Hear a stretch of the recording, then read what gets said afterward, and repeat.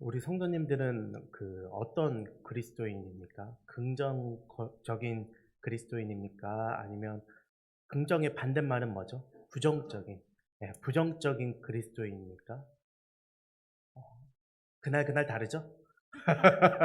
어떨 때는 또 긍정적이다가 또 어떨 때는 부정적이다가 결론부터 말씀드리자면 오늘 설교의 결론만부터 먼저 말씀드리자면 그리스도인은 긍정적이어야 합니다. 긍정적인 그리스도인이 되어야만 한다라는 것이죠. 긍정적인 것이 무엇이겠습니까? 하나 넘겨주시겠어요? 네, 어떠한 상황에도 삶을 낙관적으로 보는 겁니다. 어떠한 상황에도 하나님이 하실 거야. 하나님의 뜻대로 이루어질 거야. 이렇게 바라보는 겁니다. 지금 우리 성도님들이 이 나라의 그 위정자들과 대통령을 위해서 기도하듯이 분명히 이러한 어려움이 있지만 분명히 하나님께서 하실 거야. 하나님 뜻대로 인도하실 거야. 라고 바라보는 그러한 낙관적인 태도가 있는 것이 바로 긍정적인 그리스도인이라는 거죠. 그럼 우리가 왜 긍정적이어야 되죠? 제가 긍정적이어야 된다고 이야기하는데 왜 긍정적이어야 되냐는 겁니다.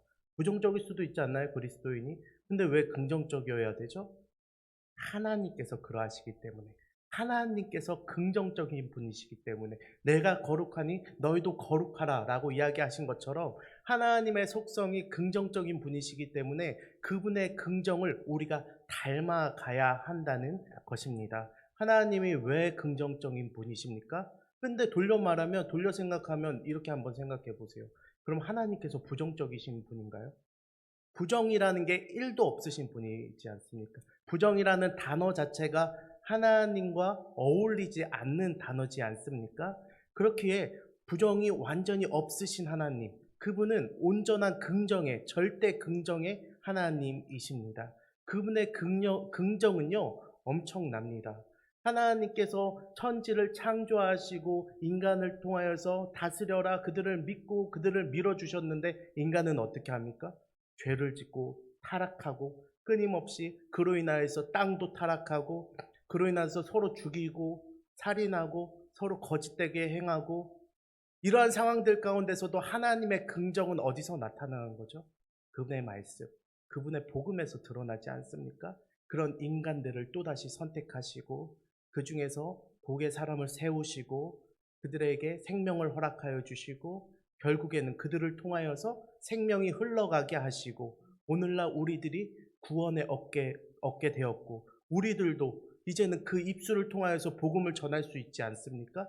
이것만큼 하나님의 긍정이 드러나는 것이 이 인간을 향한 하나님의 사랑만큼 이 하나님의 긍정이 드러나는 것이 없습니다. 하나님은 절대적으로 긍정적인 분이세요.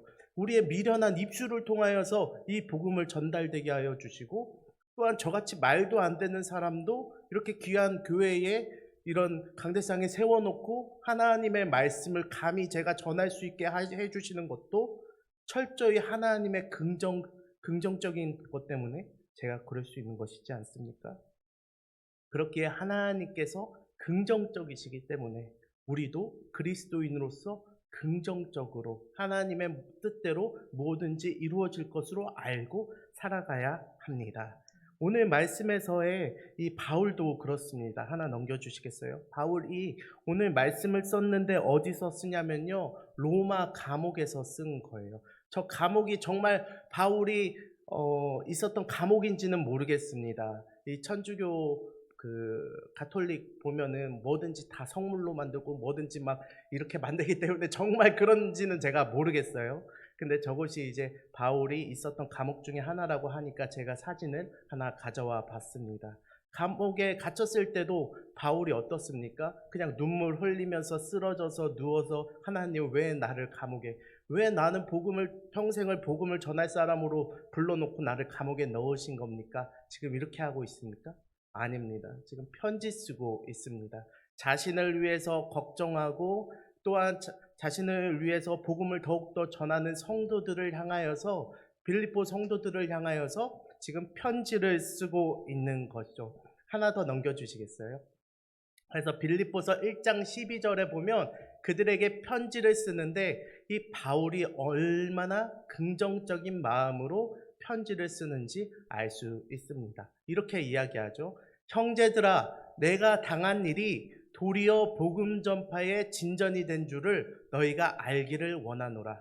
내가 감옥에 갇혔는데 오히려 좋아. 오히려 잘 됐어. 오히려 복음이 더욱더 전파될 수 있을 것 같아.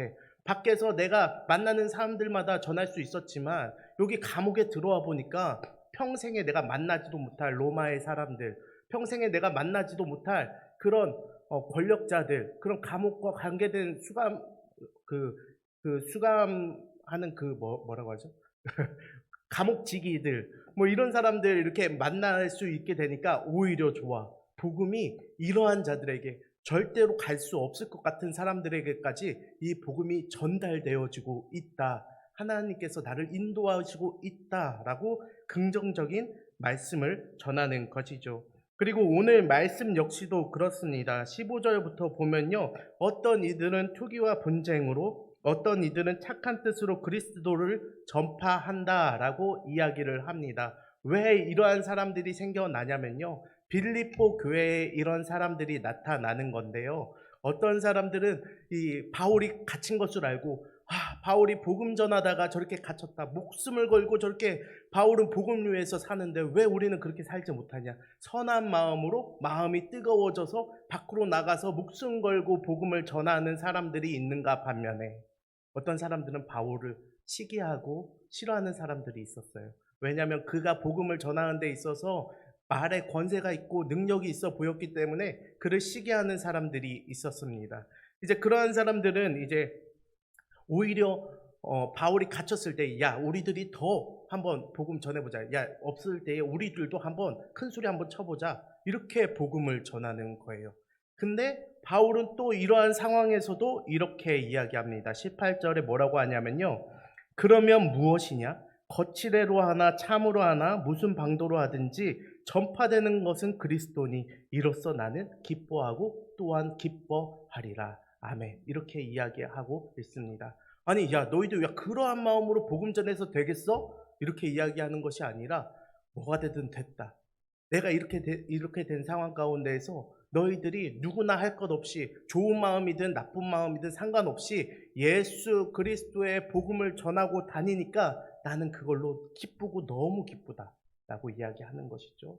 이러한 것이 그리스도인이 가져야 할 긍정이라는 겁니다.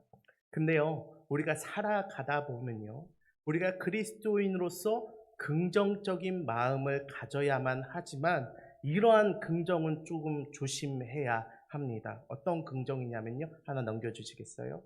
이 책 많이 보신 적 있을 거예요. 이제 한국말로는 이제 긍정의 힘이라고 해서 예전에 조엘 오스틴이라는 그 레이크우드 교회 그 목사님, 예전에 미국에서 세 번째로 큰 교회 목사님 쓰셨던 책입니다. 이 책이 굉장히 우리나라에서도 불티나게 팔려서 베스트셀러가 되고 그랬었는데요. 근데 이 책에는 문제점이 있습니다. 긍정적인 마음을 갖는 것 너무나 좋습니다. 근데 무조건적인 긍정. 야, 긍정적인 마음을 가지면 야, 인생이 풀려. 너 그렇게 꽁에 있지만 긍정적인 마음을 가져야 돼. 너의 그 잠재 능력이 나타난다니까. 이러한 식의 무조건적인 긍정을 강조하거나 근간도 없이 일단 긍정적으로 살아봐. 너가 좀 긍정적으로 사람을 대하고 이렇게 해봐. 그러면은 야, 인생이 변할 거야 라고 이야기를 하거나 야, 긍정적인 마음으로 좀 살아봐. 그러면 하나님께서 오히려 너를 보고 복 주실걸? 이라고 이야기하거나 그러한 기복신앙과 번영신학이 드러났던 것이 바로 이 조엘 오스틴의 긍정의 힘이었습니다.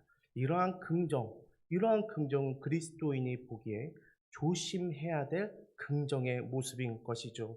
또 이런 말이 있습니다. 예전에 그 TV 프로 제목이었다고 하는데 저는 본 적은 없습니다만 그 웃으면 복이 와요 뭐 이런 뭐 TV 프로가 있었다고 합니다. 저는 잘 모르겠지만 그런 것처럼 야, 일단 웃어. 일단 행복해져. 그러면은 너의 인생이 행복해질 수 있어 라고 말하는 사람들도 있다는 것이죠. 요즘에는 체험 삶의 현장 이런 프로 안 하지 않습니까? 요즘에는 근데 연예인들, 특별히 그 아이돌이라고 해서 그 어린 연예인들이 그 직업을 체험하는 프로그램들이 유튜브에서 나오는데 거기서 제가 이 웃음 치료사, 웃으면 행복해진다고 이야기하는 웃음 치료사 편을 보고 굉장히 웃었던 일이 있거든요. 한번 잠깐 보도록 하겠습니다. 웃음을 드립니다. 여러분께 드립니다. 즐거운 드립니다. 어서 오세요. 안녕하세요. 네. 안녕하세요. 자, 오늘 웃음을 이렇게 퍼주세요. 네네네. 빨리 받아야지.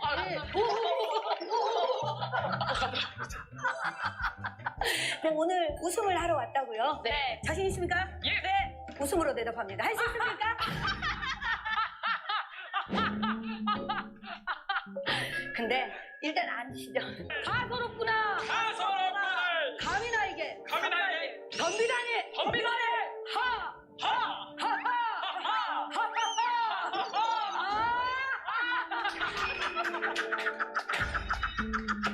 네, 여기까지만 그렇습니다. 이거 보시면 재밌으시죠? 벌써 웃고 계시잖아요.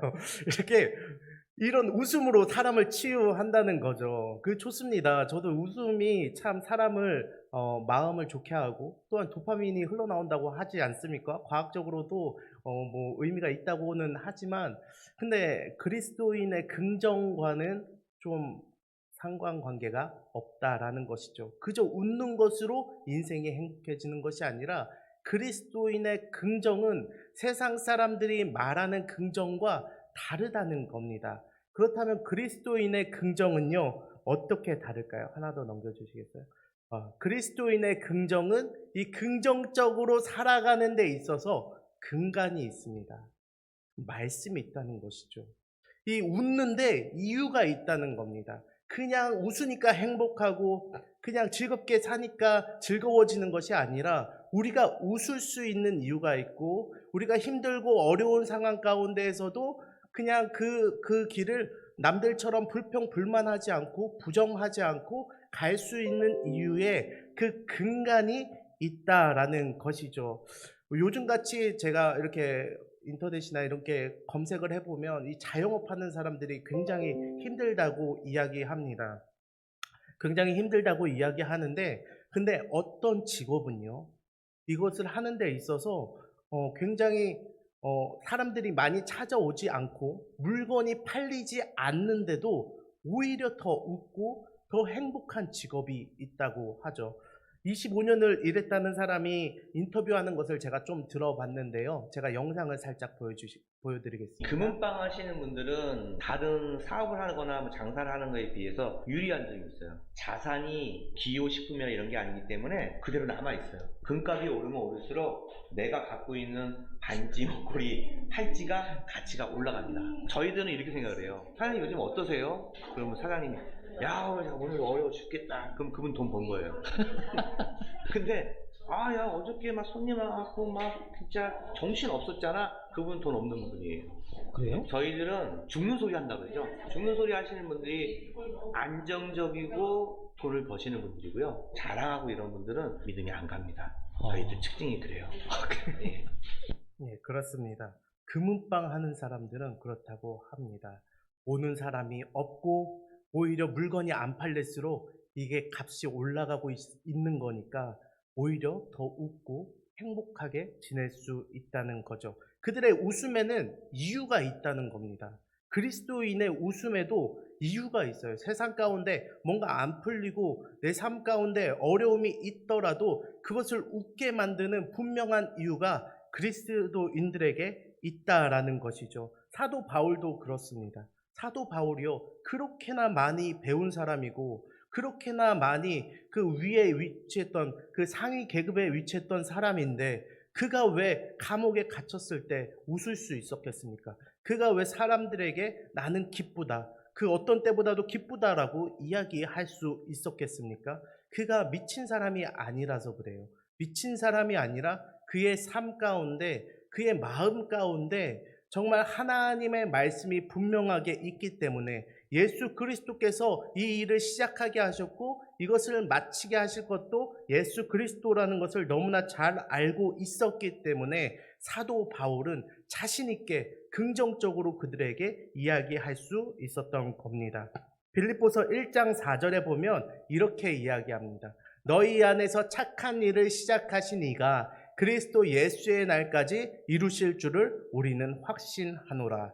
바울이 이렇게 이야기하는 거죠. 이 착한 일을 시작하신 것도 그 예수님이시고 그가 그의 마지막 날까지 그가 다시 오신 그날까지 그는 분명히 이루실 분이시기 때문에 그가 결코 거짓말하지 않으시는 분이기 때문에 나는 어디에 처해 있든지 부에 처해도 가난에 처해도 감옥에 갇혀도 그렇지 않아도 나는 그로 인해서 기뻐한다라고 이야기할 수 있는 것이죠.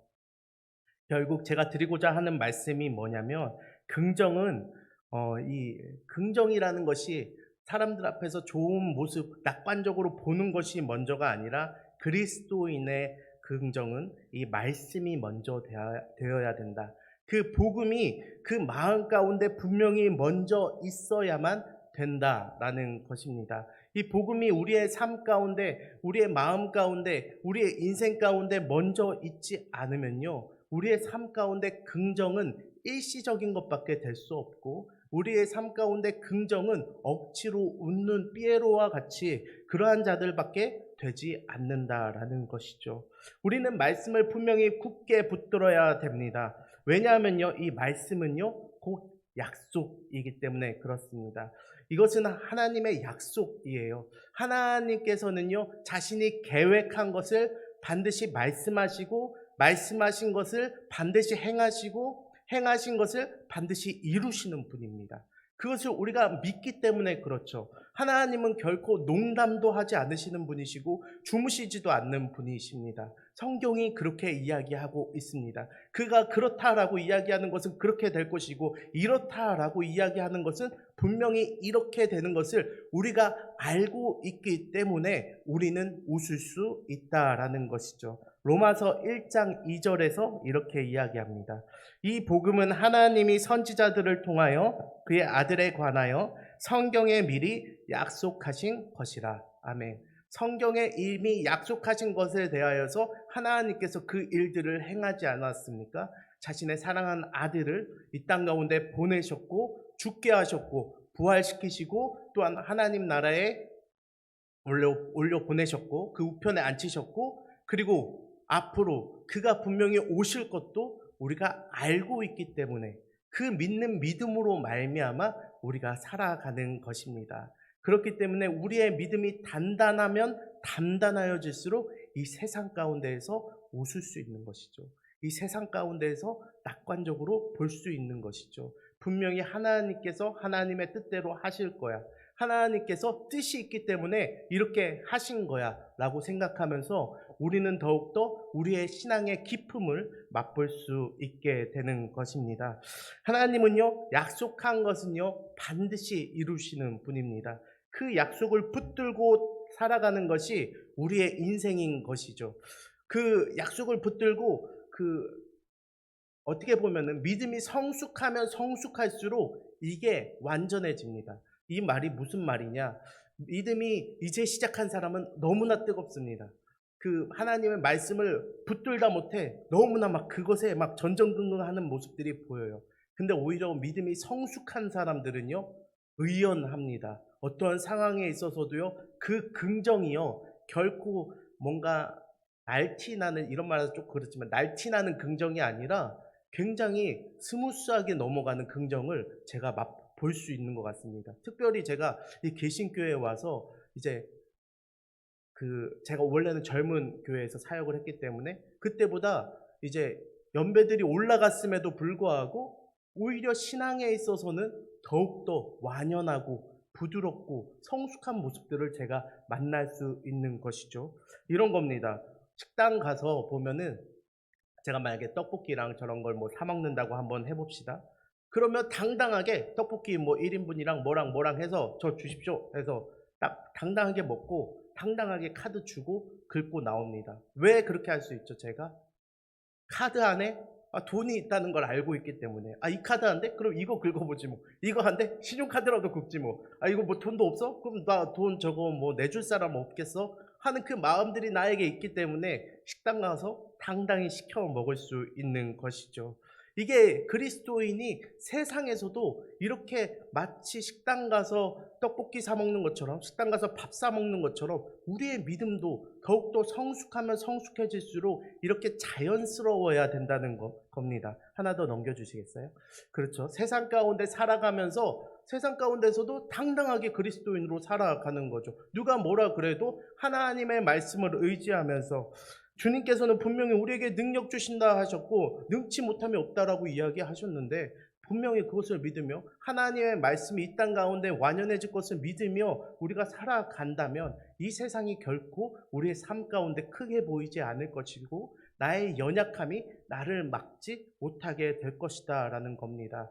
사도 바울도 그런 이야기를 하지 않습니까? 내 안에 가시가 있다고 이야기하면서 하나님께 이 가시를 없애주기를 구했는데 하나님께서 도리어 뭐라고 이야기하십니까? 내 은혜가 내게 족하다라고 이야기를 하는 거죠.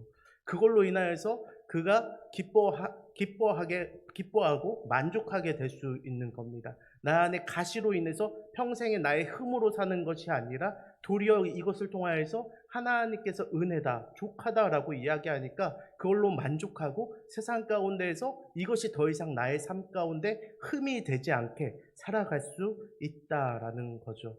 구약에서도 그러한 사람이 나옵니다. 이 갈렙이라는 사람인데요. 갈렙이 나이 85세에 지금 이 그림을 보면 뭐 하고 있습니까? 따지고 있습니다. 화를 내고 있습니다. 그 왜 이러한 일들을 하고 있나요? 하나 더 넘겨보면 땅을 달라고 지금 따지고 있는 겁니다. 나이가 85세인데 지금 저 땅 나한테 달라고 이야기하는 거죠.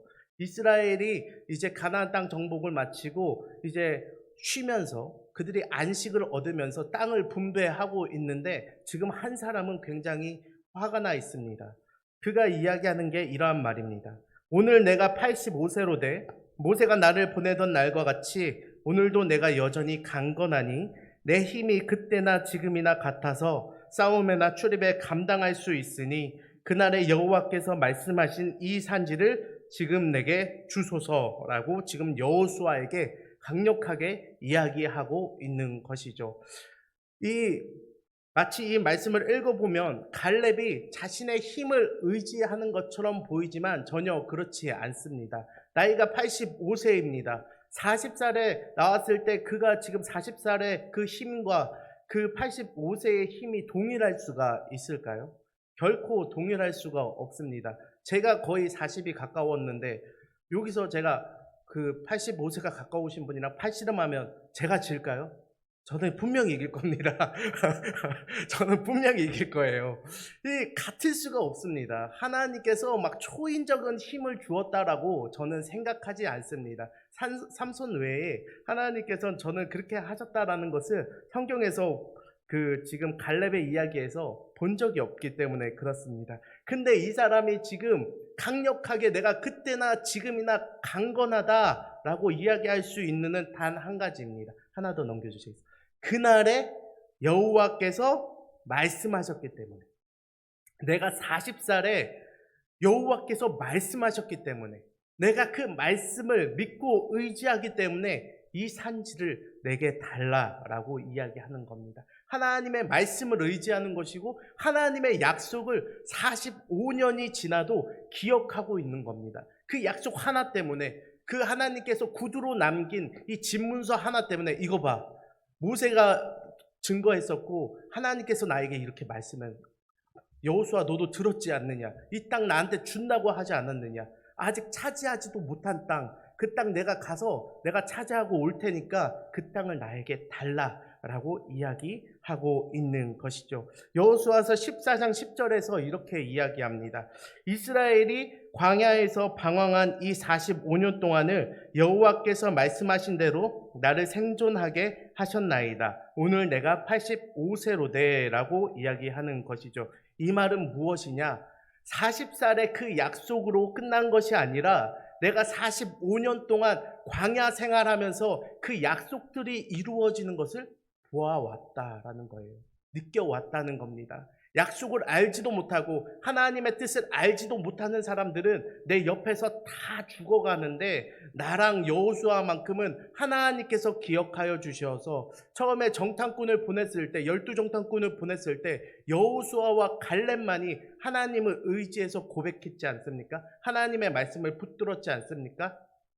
40일을 정탐하고 와서 나머지 10지파에서 보낸 그 정탐꾼들은 부정한 말들을 쏟아내지 않았습니까? 그래서 40년 동안 그들을 어떻게 하십니까? 하나님께서 광야 생활 동안 믿지 못하고 의지 못하는 자들을 다 더 이상 하나님의 일을 할 수 없는 자들로 여기고 다 데려가신 겁니다. 그것들을 다 보아오면서 오히려 강건하여진 것이죠. 갈렙은 하나님께서 이거 분명히 이루어 주실 거다. 내가 45년 동안이나 하나님께서 이것을 이루어 주신 것을 보았는데, 내 삶 가운데서 그것을 다 봤는데 이거 분명히 하나님께서 나에게 주실 거야 라고 고백을 하면서 지금 그 땅을 나에게 달라라고 고백하는 것이죠. 이러한 모습이 그리스도인의 긍정이라는 겁니다. 이처럼 그리스도인의 긍정은요, 단순히 제가 말씀드린다고 해서 얻어지는 것도 아니고요, 이것은 체득되어지는 겁니다. 내가 경험하는 거예요. 하나님과 정말 그 말씀 가운데에서 하나님과 동행하며, 또한 목사님이 말씀하셨던 것처럼 독대하며 동행하며 내가 걸어가면서 그것을 다 체험하고 보았기 때문에 내 삶 가운데 그 어려움이 어려움으로 보이지 않고 그 산이 산으로 보이지 않고 더 이상 장애물이 내 인생을 가릴 수 없다라는 것을 알고 있기 때문에 그리스도인은 긍정되어지는 겁니다. 오늘날을 살아가는 우리의 삶도 분명 그래야 될 것입니다. 마지막으로 긍정도 부정도요, 모두 체득되어지는 겁니다. 우리의 삶 가운데 끊임없이 우리가 하나님을 의지하지 못하고 세상을 의지하며 살아가는 날수가 많아질수록 우리의 신앙생활은 부정적이게 될 수밖에 없는 것이고, 우리가 더욱더 하나님을 의지하며 더욱더 세상 가운데서 하나님이 깨끗하다라고 이야기하신 것들을 깨끗하게 바라보며 그것을 믿으며 하나님께서 이루어 주실 것을 바라보며 살아가는 자들에게는 그 신앙의 연수가 늘면 늘수록 더욱더 긍정되어지고 이 갈렙과 같이 강건하여질 줄로 믿습니다. 오늘을 살아가는 우리 개신교회 성도 여러분, 한 사람 한 사람 우리의 인생 가운데 결코 우리의 힘과 능력으로 될 수 없는 것들이 너무나 많습니다. 저의 인생 가운데도 그렇습니다. 지금도 그래요. 저의 삶 가운데 저는 저희 어머니와의 관계가 너무나 돈독한데, 어머니가 아프다는 소식들, 그리고 또 항암을 안 하겠다는 소식들 가운데 참 저는 마음이 무너질 때가 너무나 많습니다. 근데 강건한 거예요. 제 마음이 강건하여지고 엄마 앞에서도 당당한 겁니다. 어머니가 더 이상 항암을 안 하겠다라고 하는 이야기 가운데서도 저는 도리어 그럼 엄마가 직접 의사한테 가서 얘기해. 병원 안 간다 소리 하지 말고 병원 의사한테 가서 얘기해. 어떻게 자식된 도리로 내 입술로 엄마 항암을 안 받는다고 이제 치료 안 한다는 말을 내뱉게 만들 거냐. 그거는 오히려 엄마가 잘못하는 거다. 엄마가 직접 얘기하라고. 오히려 담대하게 어머니한테 얘기하고, 또한 어머니도 오늘에서야 저한테 전화를 하셨거든요. 다시 하겠다, 뭐 하겠다 이런 얘기들을 하시는데, 물론 그 항암 받는 게 어머니가 낫다고 생각하지는 않습니다. 그러나 저는 하루하루 어머니도 살기를 원하는 거예요. 하나님 믿으면서 의지하면서 걸어가기를 원하는 겁니다. 그냥 대책 없이 그냥 그것을 놓아버리는 것보다 내 삶 가운데 하나님의 어떠한 다른 인도하심을 볼 때까지 그 길을 힘들어도 어려워도 올곧게 걷기를 원하는 것이죠. 저의 삶뿐만 아니라 우리 성도님들의 삶 가운데에서도 분명한 그러한 일들이 있는 줄로 제가 알고 있습니다. 그러나 담대하십시오. 우리보다 앞서 그 길을 걸어갔던 수많은 믿음의 선인들이, 그리고 또한 예수 그리스도께서 그 길을 걸어가셨고, 또한 우리로 하여금 이 길로 오라고 이야기하십니다. 남들이 바라볼 때는 넓지 않고 좁은 길로만 같이 보이지만 이 길만이 생명의 길이고 이 길만이 살 길이고, 이 길을 통하여서 주님께서 분명히 우리에게 생명을 허락하신다고 하셨기 때문에 이 길을 걸어가면서 끊임없이 긍정하시고, 이 길을 걸어가면서 끊임없이 주님 앞에 내어드리고 맡겨드리는 우리 성도님들 되시길 진심으로 바라고 기도합니다. 제가 기도할